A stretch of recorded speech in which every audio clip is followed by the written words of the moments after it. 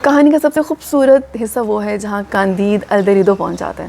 بہت ہی آسان، عام فہم، لائک اے فلوئنٹ ریٹ. اس میں فلاسفی کو کسی کڑوی دوائی کی طرح ہمیں نہیں پلایا.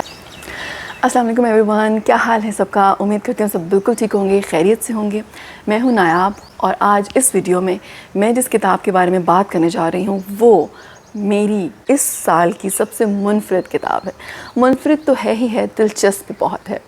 فرانس کے مشہور ادیب اور فلاسفر والٹر کا ناول کاندید. اچھا، مجھے احساس ہے کہ فلاسفر، کلاسک لٹریچر اور آج سے 250 سال پہلے فوت ہو جانے والے والٹر کا نام سن کر بہت سے لوگ یہ سمجھیں گے کہ یہ بہت بورنگ سی فلاسفی سے بھری ہوئی کتاب ہے کوئی. لیکن یقین کریں، یہ بے حد دلچسپ ناول ہے، اور اس کی کہانی اور تھیم ایسا ہے کہ اگلے 250 سال بھی اس کے پرانے ہونے کا کوئی امکان نہیں ہے. دو باتیں پہلے ہی کر لوں. پہلی یہ کہ یہ کتاب بہت مختصر ہے. اس کتاب کا سائز دیکھ لیں، پتلی سی ہے، اور مشکل سے 150-160 پیجز ہیں اس کے، اور آپ آسانی سے 1-2 دن میں پڑھ سکتے ہیں. اور اگر آپ کے پاس بہت فری ٹائم ہے تو آپ 1 دن میں بھی اس کو ختم کر سکتے ہیں.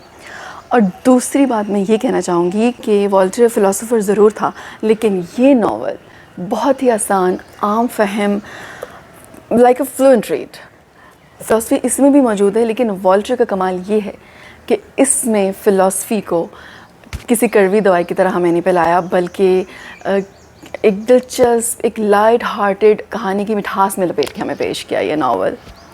یہ ناول اگر آپ اس وقت بھی پڑھنا شروع کر دیں تو یہ آسانی سے سمجھ میں آنے والا ناول ہے، لیکن اگر 2-4 منٹ میں اس کا بیک گراؤنڈ سمجھ لیں تو مزہ دوبالا ہو جائے گا. تو بات یہ ہے کہ 17ویں اور 18ویں صدی میں جرمنی میں ایک بڑے ہی حرفن مولا قسم کے صاحب گزرے ہیں.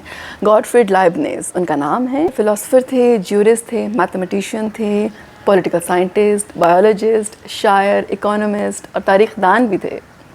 اور ان سب سے جو وقت بچ رہتا تو ایجادات بھی کرتے رہتے تھے. تاریخ کا پہلا میس پروڈیوس میکینیکل کیلکولیٹر انہوں نے بنایا تھا. مذہب بھی ان کی دلچسپی کا خاص موضوع تھا.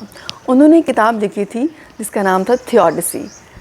اس کا لب لباب یہ تھا کہ جو ہوتا ہے وہ اچھے کے لیے ہوتا ہے، اور جو ہوتا ہے وہ خدا کی مرضی ہے، اور یہ کہ ہم آلریڈی پرفیکٹ حالات میں رہ رہے ہیں، کیونکہ وہ خدا جو ہم سب سے بڑھ کر جاننے والا ہے اگر اس سے بہتر دنیا اور اس سے بہتر حالات تخلیق کر سکتا تو ضرور کر دیتا.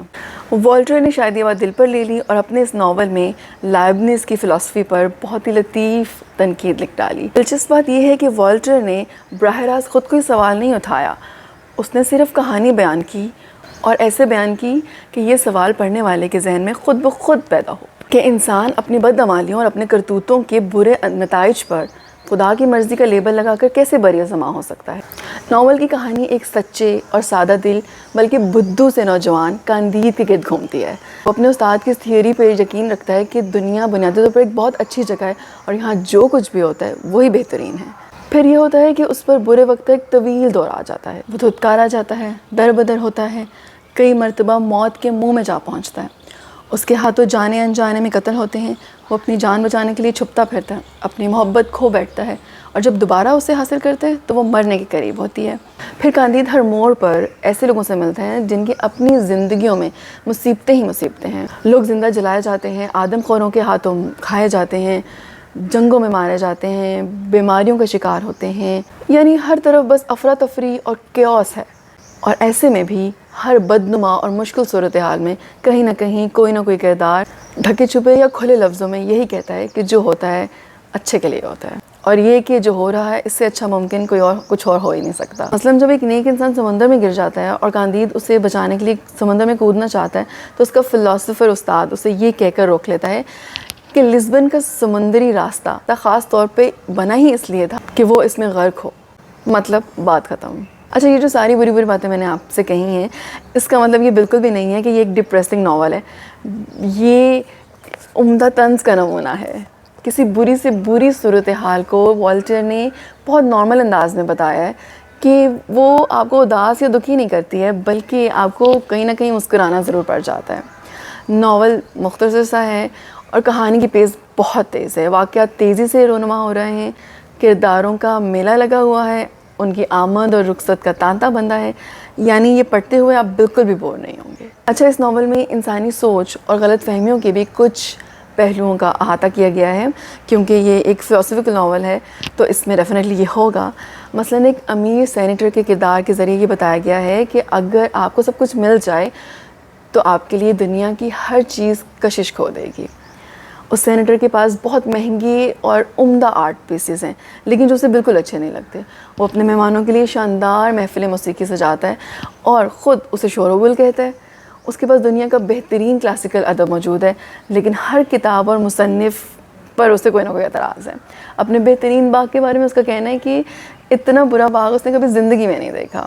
یعنی وہی بات کہ اگر سب کچھ بھی مل جائے تب بھی دل کی خوشی حاصل ہو یہ ضروری نہیں ہے. انڈائریکٹلی والٹر کا پیغام یہ تھا کہ ہر چیز کو اپنی ملکیت بنانے کی جدوجہد چھوڑ دو، یہ اندر سے تمہیں خالی، ناخوش اور بیزار کر دے گی. پھر ایک راہب اور اس کی محبوبہ کے کردار کے ذریعے بھی یہ بات سمجھائی گئی ہے کہ کامل خوشی کہیں موجود نہیں ہے.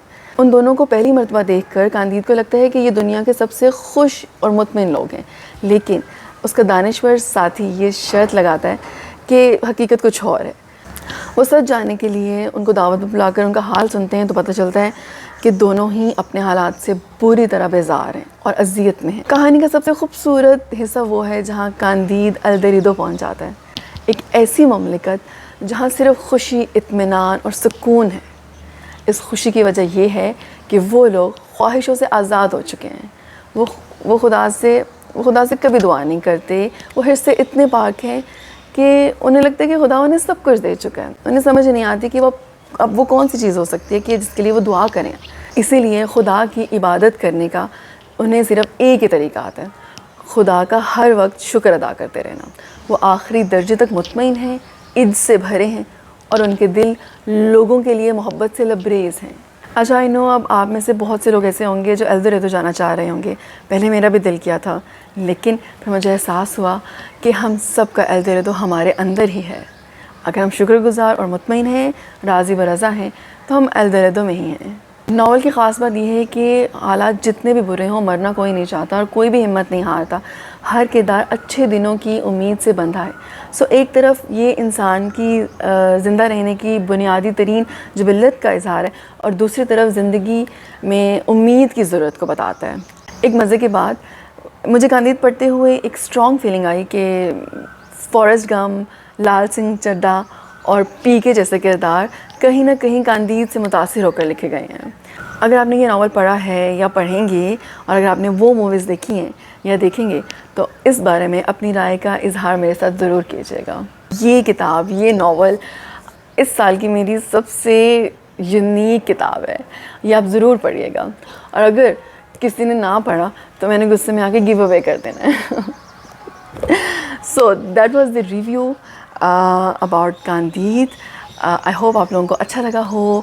ملتے ہیں نیکسٹ ویڈیو میں. اپنا بہت خیال رکھیے گا. Thank you for watching this video. اللہ کا بہت شکر اور آپ سب کا بہت شکریہ. اللہ حافظ. بائے.